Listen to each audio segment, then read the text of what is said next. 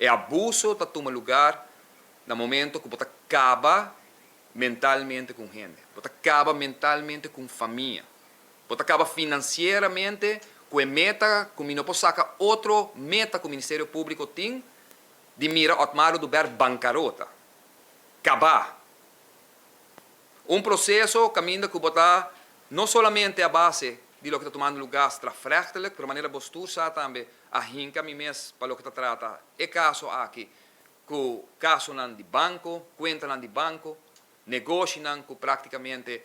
vai já acaba a la quiebra, para motivo de caso aqui,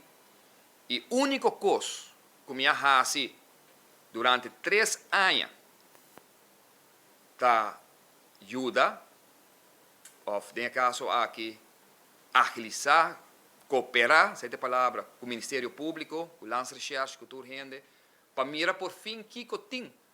para Otmar do Ber poder defender isso mesmo para meu advogado e a amizade, Kiko e uma não está parar.